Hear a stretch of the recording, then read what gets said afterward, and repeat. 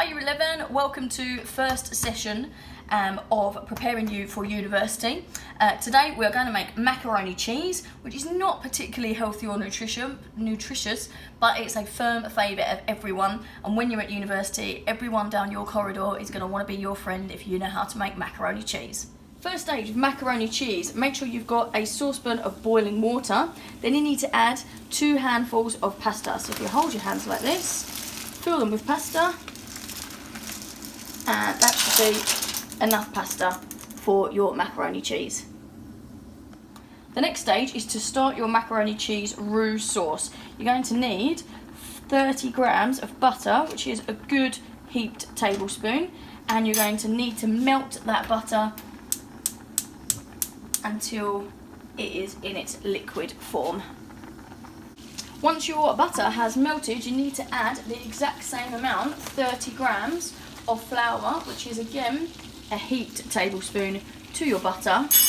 You need to combine them until they form a paste. So you want to cook this flour and butter paste out for about 30 seconds. It's really important that you move it all the time, otherwise it will burn to the bottom of your pan and then you're going to have burnt macaroni cheese.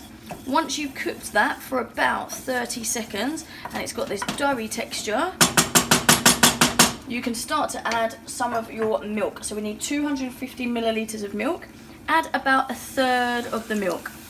And at this point, you want to switch to a whisk, because the whisk will start to get out the lumps in your sauce. You want to whisk until it thickens like it has just now, and then you add another 1/3 of your milk and you repeat.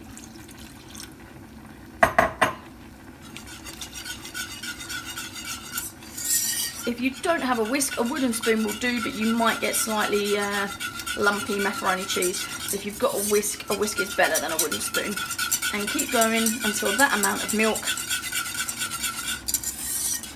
has thickened up. As you can see, it's gone super thick in there. This is called a roux sauce, and got no lumps. And then you add your final 1/3 of milk, and again heat it until it gets to that thick consistency.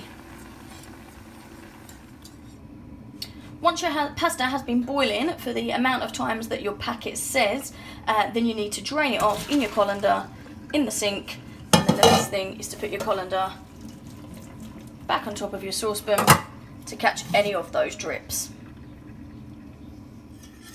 As you're waiting for your sauce to thicken up, make sure you are continually whisking or stirring, otherwise the milk in the sauce will catch on the bottom of your pan and it will burn. Once you're happy that it's the consistency that you want, so it's thick enough, if it's too thick, you can always add a little bit more milk to just loosen it up slightly. You need to add some black pepper.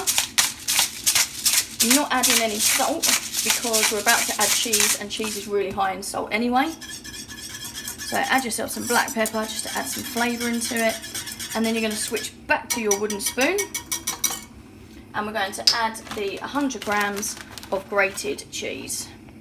Keep a little bit of grated cheese left over for the end, when you can sprinkle it on top, and you're just, with your wooden spoon, just going to mix that in. Take about 30 seconds for the cheese to melt inside your sauce.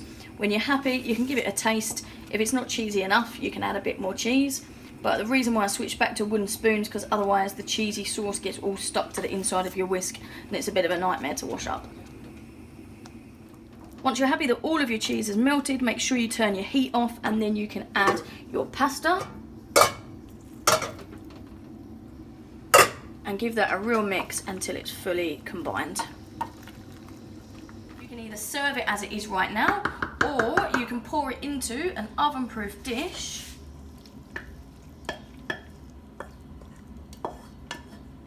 You can add some vegetables at this stage if you want, because so far this meal is not particularly nutritious and healthy. You've got a lot of carbohydrates and a lot of fat from the milk and the dairy. So if you've got some sweet corn, some peas, some fried onions, you can add them at this stage to add a bit more flavour.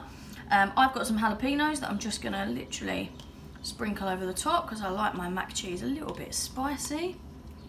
And then after that, your next stage is to sprinkle it with cheese, and then head it into the oven or on your grill for maximum temperature, just whilst you wait for that cheese to melt.